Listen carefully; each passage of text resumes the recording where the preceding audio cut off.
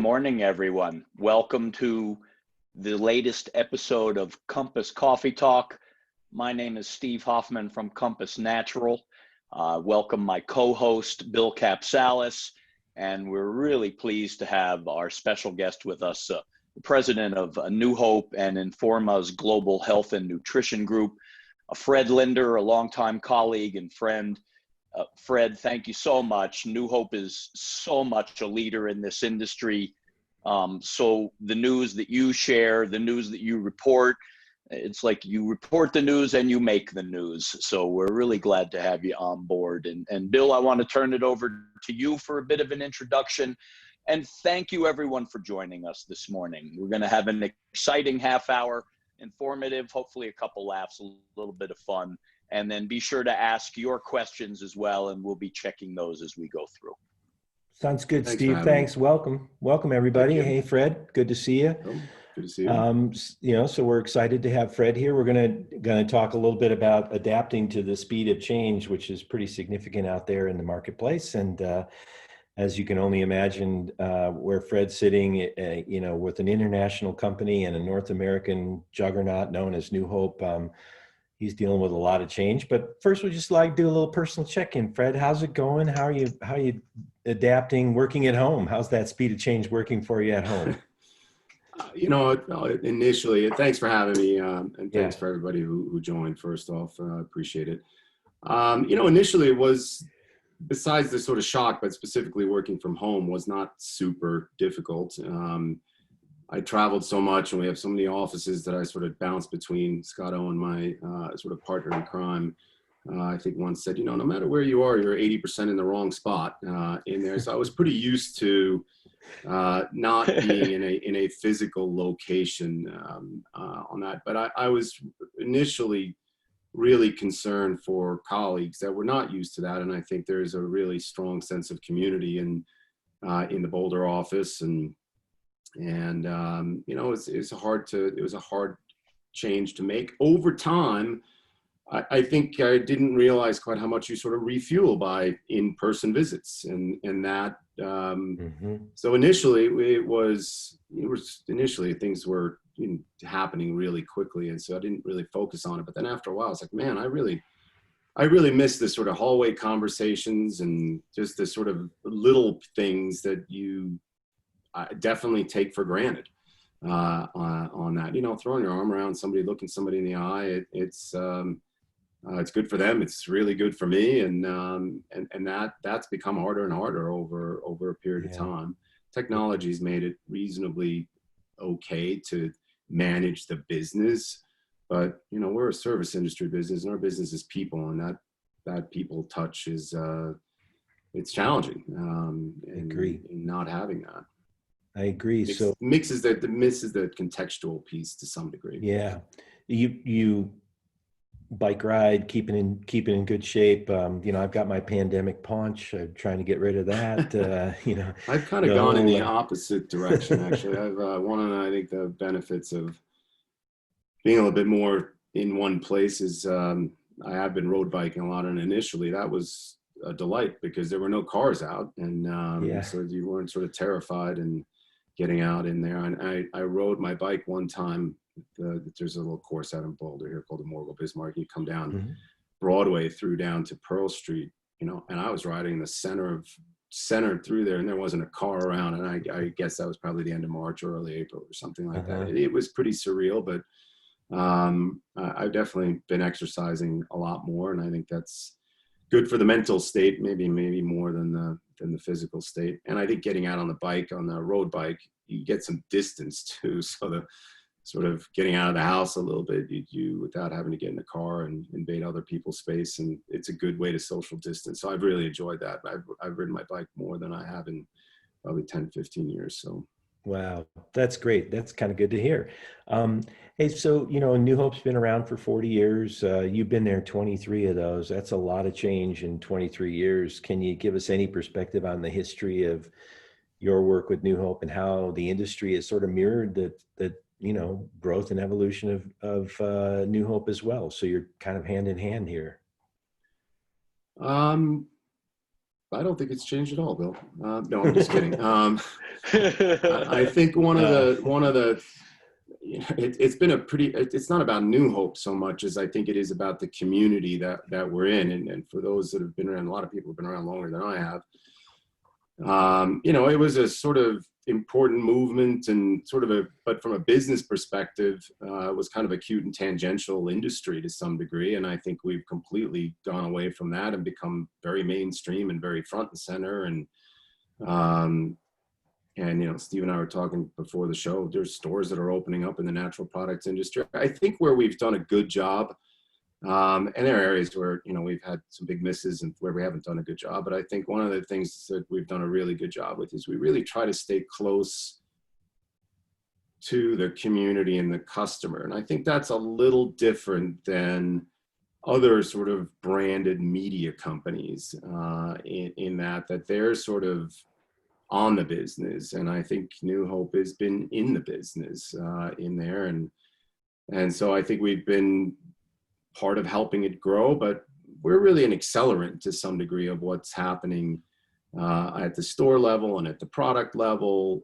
And we try to facilitate that and speed those things up and try to facilitate more products to more people. And I think we've done a good job with that, with some notable holes that we've been working on and trying to be more inclusive in terms of and make natural foods more accessible, which we've started down that path 2 or 3 years ago. And I think as an industry, we've got a lot of work to do on those issues. But I think as part of the DNA, I think being close to the customer and we've mirrored the growth, and you can argue the chicken or the egg, how much have we done? I like to think we've had some part in that, as opposed to being sort of a media company that dumps a trade show on something or some other content products. I think we've done there. Initially, when I started, when I was more sort of customer centric, I think the DNA of this really goes back to Doug Green. I remember getting on some plane and I was in, I think Milford, Oregon, not the center of the universe. And I felt I was really getting out at the store level, and there's like, oh, is Doug Green still, and I think he I think set the tone a long time ago in terms of know what's going on in the marketplace and know what's going on with the customers. And I think, what's changed is that the market's changed and the customers have changed. But I think that DNA is rooted frankly from the foundings of New Hope in there. And I guess having been there 23 years and having been part of sort of the early days or the transition out of the early days on there, like I said, I wasn't there in the beginning, but I think that culture definitely exists within the New Hope network. And I think a lot of the people that are involved are market making and they are subject matter experts. And I like to have a mix in the building of sort of professional people that are professional publishers but also are very community minded and really understand the industry that we're in. And I think some of the other panelists I'm sure you've had on that would say food manufacturer or distributor or a retailer, and say what's changed, and I think it's really important that we have those conversations on a regular basis so we can adapt and change with the industry. And so I think we've kind of mirrored, or potentially in some cases, I hope we've led or at least facilitated a lot of that. And I'm really proud of sort of being close to the market. It's not the case. I mean, Fred, I want to jump in here too, because I had a chance to actually, make my roots in the natural products industry, working as the editor of the Natural Foods Merchandiser magazine before your tenure. But I did get to enjoy working directly with Doug Green as well, who brought a lot of marketing sophistication to an industry in the late 70s, early 80s, at a time when it was ripe for it. And, the health food industry had a little bit of organization, but the emerging natural food stores, which were bringing in food and food service and delis, that's where I think New Hope came in and really served that growth of the market. And, I've always felt it's been a bit of a chamber of commerce for the industry, still serves as that. And, you mentioned that because you still stay very involved in the natural community. Your New Hope is kind of an integral part of it from the history that I've seen. And again, I'm very grateful for all the people that I've met through that company. So, yeah, there's a lot of people that have come through New Hope and gone off into the oh, and I industry wanted and to done great mention things. what folks might not know is the origin of the name. It actually comes from a little town on the Delaware River up north of Philadelphia. So we missed this year returning to our roots in Philadelphia. The town is called New Hope, Pennsylvania, right on the Delaware River. True. I often was asked during my tenure, where'd that name come from? Are you guys like a mission? I'd say, nope, it's from a little town on the Delaware River. Yeah.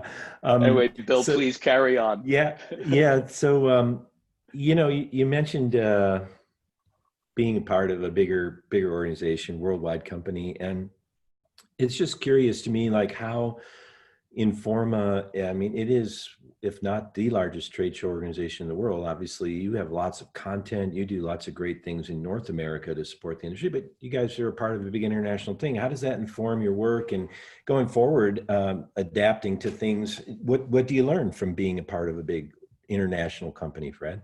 So there are a couple of different things, and obviously, yes, Informa is a big company, public company, in a number of different sectors. I'm involved in what we call the health and nutrition sector, which runs other shows outside of North America that also have roots in healthy foods, natural foods, and food ingredients. I think one of the learnings is culture trumps a lot of things. And so our Amsterdam office, which is one of our bigger offices, is a very different culture than Boulder. The supply side team down in Phoenix is a very different culture than Boulder. And I love how different they are, yet there's similar missions in there. And I think we've tried not to homogenize that, ironically, even though we've been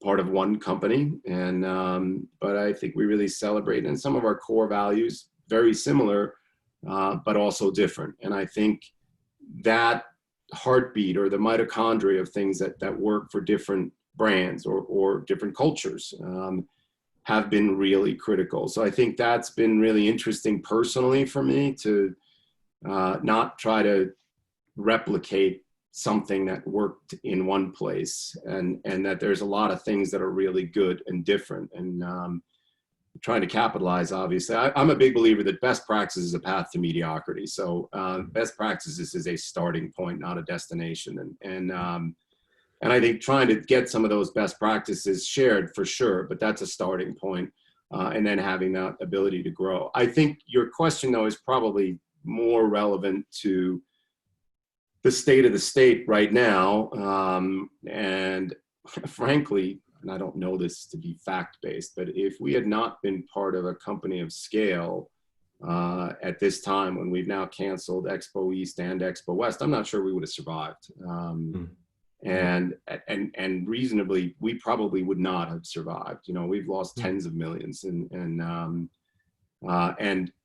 Informa is incredibly motivated and incredibly supportive of what we're doing for community. And as we've gone through those decision-making process, it's been a pretty simple hierarchy of decisions, and it's colleagues, community, and then Informa, which I've sort of just deemed commercial, just to make it a good acronym of CCC. But we've never gotten to the third commercial piece in any of the decision making, which is maybe a little bit counter to how people view any, no matter what the capital structure is, on that.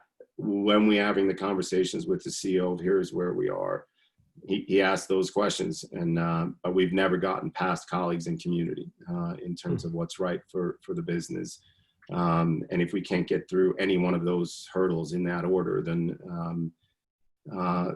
you don't get to the third turn of that. And that's been really, really impressive. From there, I wish we canceled Expo West, and then we stood up a fund in, decision making was happening in 15-minute increments at that point. And Stephen Carter, who's the CEO, said, and really the reason we wanted to keep it for 48 hours or 24 hours was a lot of the smaller companies were really reliant upon, that's their sort of entry into the marketplace for the years. And he has an unbelievable understanding even from that far afoot. And said, how about you come up with a fund to try to help some of these smaller companies, which came from the CEO in there at a time when we could least afford it. And but he said it's really important for the community to and that's your roots. And he really understood where we came from, and has been able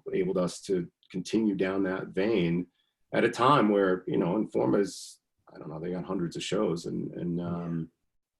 but we would not have been able to sustain that. I think that's a fair statement if we did not have the scale and the capital structure. And there's other divisions within Informa that are not trade show related, and that's obviously been pretty critical for our health and survival at the moment. So yeah, thinking about our topic of adapting to the speed of change, you guys really turned on a dime, and I thought we should turn our attention a little bit to, you know, how and what insights have you gained really, and your team, from pivoting like you did with West and now with East. You guys have turned all that education into electronic digital delivery, and just wondering, how did you do it, and how does it work going forward? Like, what are your challenges and what are your insights from that? So I'm going to back up a little bit. We have always tried as a company or as an industry to sort of reduce the reliance on simply trade shows, and that there's some fairly significant initiatives underway prior to COVID-19. Part of it is, though, that, you know, putting these shows together, there's so many moving parts that it's a bumper sticker philosophy, but it's like trying to change tires on a moving car. And so we've never really been able to get traction with that. And we're not alone on that. There are other divisions there are groups within Informa. There are other, you know, nobody's really managed to sort of capture. And there's this sort of, you know, there are different things that keep you up at night every year. And the thought of sort of virtual trade shows 10 years ago, and nothing has really stuck. But we actually changed on the exhibitions level and brought in some people from outside the exhibitions to go through a transformation towards probably September, October of 19, to really try to pivot the business to add on other capabilities that were offline or not in person, that were more online, but off the 5 or 10 days that we were in the industry. So we had a little bit of a head start. Now that was sort of, you know, the 90% of the iceberg that you didn't see, and we were sort of at the bottom 10% of that and working our way up. But we have had some sort of staff and initiatives and drive to get there. And obviously the COVID-19 has forced that to accelerate. And unfortunately, we've reduced the reliance on trade show revenue for all the wrong reasons in there. But there is value that we created in the trade shows, which is why they were growing. People wouldn't come if there wasn't value in that. And I do want to talk a little bit about some of the things that we've done right and some of the things that were probably problematic. And so this is sort of a good time to reset to some degree on that as well. But now this has forced our hand to accelerate what we had planned on, kind of probably being a, I don't know, 1, 2, 3 year type of plan that we're now in, you know, days or months, and months or years right now. And I looked at my calendar and I think it's the 192nd day of March or something today, but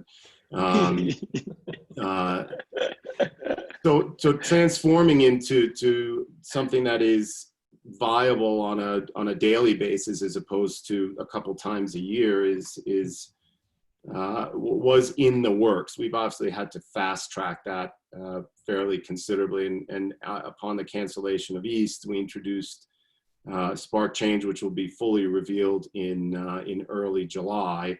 But really fundamentally on 3 pillars of product discovery, content, And then the big piece is connections and networking. And we're working on trying to tick and tie that.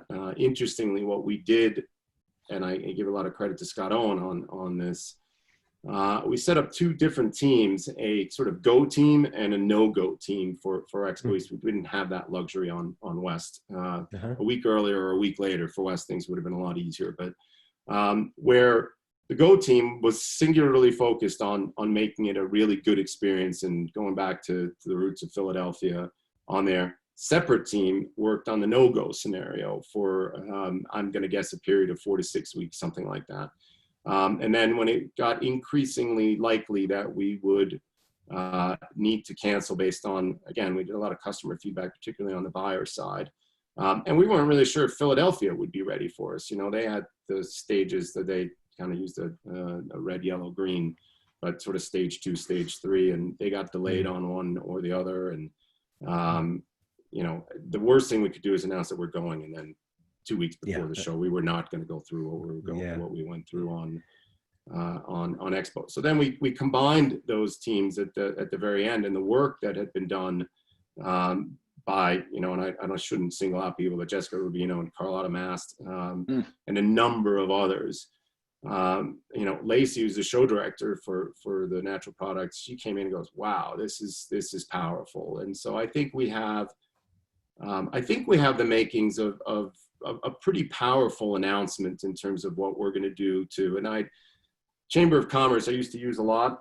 Chamber of Commerce makes me feel like you go into a place and pick up a brochure and leave. I feel like we're a chamber of community to some degree, and I think that will be one of the things that you'll see out of Spark Change. And we'll do some micro communities in and around some of the key areas for the natural products industry as we move forward with that. But more to come on that in the next couple of weeks. I'm not going to steal a lot of people's thunder on that. A lot of hard work, but like I said, we were pointed in that direction. But I think under normal circumstances, I would have been sitting here in something called 2022 or something, probably saying, here's what we're looking to do. But I think that the evolution of trade shows is desperately needed for a lot of reasons. And that was not lost upon us prior to COVID-19. But obviously now it's, you know, mother is the necessity is the mother of invention. You know, this whole time is it's a gauntlet. But it could be a portal to some new opportunities. I mean, you know, here's Bill and I talking about how do we make lemonade. And, you know, 2 months ago, there was no Compass Coffee Talk. So for us, it's a great way as well to stay in touch with the community, and you pivot as you do. And of course, Fred, your company is pivoting and serving such a much larger scale of service. And, you know, we commented on it a little earlier, but, you know, our industry is actually considered an essential industry. And it's got the opportunities and the challenges out there, you know, everywhere from the, Food Dive is tracking the plant closures and reopenings of food factories due to COVID cases. We have the retailers that just, you know, can't keep product on the shelf fast enough. So it's almost impacting our industry in different ways. And certainly with the restaurant closures, pretty much 95% of the food expenditure, where it was only half of it 4 months ago, is now focused in grocery stores. And I will tell you, all this messaging of the natural foods industry for 70 years is also, I think, hitting home. And that is that, you know, food is medicine. Taking care of yourself and your body boosts your health and your immunity to deal with these kinds of things. So, you know, I don't even know if this is a question, Fred, as much as just some observations I'm seeing here. Yeah, we did. Fred, we got a couple of comments in the chat room. Steve, do you want to read a couple of those? One thing before the other thing, we are actually running some shows now in Asia as Informa. It's starting to come back. So great. Encouraged about that. Obviously, the dynamics of you know, mask wearing in Asia is very commonplace. And we ran in I think the beauty category 2 weeks ago a show where we had attendance issues in terms of too much attendance, and weren't able to process them quickly. So we're learning on some of those mechanical and tactical things as part of a bigger company, and that obviously, that's where a best practices mentality does really inform us on what we're doing. So I failed to mention that, but I just that's great. First shows that have run in quite a while was just 2 weeks ago in China. That's great. I was trying to visualize. I was coming to Philadelphia. If you were on, I was on, and I was going to bring my mask. And I thought, how am I going to sample? Well, I'm probably not. Yeah, the sampling issue.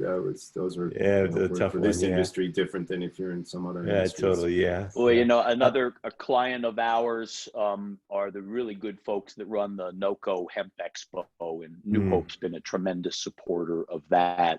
And we were set to bring 20,000 people to Denver just 2 weeks after Expo West. So we've been pivoting tremendously. I give a lot of credit to those company founders as well, Morris Beagle and Lizzie Knight, for really having to pivot. And Fred, what you said earlier, they're a small company. They don't have scale behind them. So, we're really scrapping to help them get through as well. So, all event planners are going through a lot of this, and we're looking to you as a role model, as we have, a very positive one. I want to share Michael Cantor, our friend at Cambridge Natural Foods out there in Boston, who says we treasure the partnership with New Hope. It actually is quite extraordinary in business, ! Up until this year, I've been to every Expo East and most of the West shows. I will tell you, Fred, that's a nice endorsement. Thank you, Michael. I appreciate it. I haven't missed one since 1985. So 70, not to give away my age. Steve Eli, who works with Presence Marketing, longtime friend, says, I have always thought that New Hope was the perfect name. And again, Michael amends the Chamber of Commerce comment to say a chamber of consciousness. Nice comment too. Thank you. I think where a lot of people express their frustrations, perhaps at trade shows, and I know I've heard it too in working there, still the value you bring of gathering this industry together, like you said, that energy is so valuable in forwarding business. I know it's really important to our company. So we hope to see 2021 open that up, and you have our full support, I will tell you that. If other folks have questions, by all means, put them into the box here. We'll ask them. Bill, what do you got? Anything? Well, we just got a couple more minutes, and I thought maybe we should just give Fred an opportunity to close out with anything he'd like to share that he's learned during this period of time and throughout this process that, just share with the listeners here on the call with us. I don't know if I learned it, but I think I gained a much deeper appreciation of the passion, the creativity, the unbelievable commitment of the people. There's a lot of people that, their main job isn't to make me look good by any chance, but they do based on the passion and work. I don't do a lot of these because there's so many people that are much more educated and much closer to the market, but the talent, the passion, the commitment, the ability to deal with a difficult situation on personal levels, and just the ability to try to push through. I'm just so awed and blessed for those people. That's, every day. I'm so grateful for the people that work on this business, that I get to be part of their team. It's everything. I mean, it's just unbelievable. Sounds like. Well, I will tell you from my perspective as well, and Bill, I'm sure you will agree. I've always felt not only do you help create strong community in the natural products industry, but I have lifelong friends from working there. So, there's like a New Hope alum group on Facebook, and every once in a while we get together. So truly, it's kind of like going to college in a sense, the College of Natural Products Knowledge. So I'm grateful because, again, I've truly made friends in this community. Yeah. And I would just like to say in support of your team, Fred, everyone I deal with on a regular basis at New Hope, that you give so much kudos to is well deserved. They're great. They're amazing. It's great to interact with all of them, and just a super positive thing in the industry and in our community here in Boulder, but also I think nationally in North America. Mhm. You know, Steve, I don't have any further questions for Fred. It looks like there's just a couple of comments that came in the Yeah, chat I'll add room. one thing here from our friend Stacy Gillespie with Gaia. Longtime friend, Hi, Stacy. actually married to another New Hope veteran, our friend Kevin Gillespie. And you're getting some love here, Fred. The relationships New Hope has built in the industry is amazing and created the foundation for our community to forge transformational change. Forever grateful to everyone at New Hope, sending love. So, Nice. and I will tell you, I know this is a rare appearance from Fred Linder in It's the public exciting. media. So I'm very grateful that you would take the time with us. So thank you Yeah, very we Yeah, much. really appreciate it. it's not that I shy away from it necessarily. Just there are a lot of people that are more qualified and closer to the market, and you know, it's all about the people, and somehow we've managed to collect just an incredible group that are going at it hard every day. It's really Great. impressive, and that's not just in New Hope. That's the supply side team in Phoenix, and the Vita Foods team Yep. in London, and Food Yep. Ingredients and CPHI at Amsterdam. It's pretty incredible. Yeah. And just Yeah. really lucky. You know, I was part of growing some of that, but I inherited a lot of those. But there's a lot of value and character based thinking and acting, and that's really impressive. Yeah. And I'm glad to see some other alums on here. Heather Elzinga says, good to see you, Fred. Nice shout outs to the Hi, New Heather. Hope team. Yeah.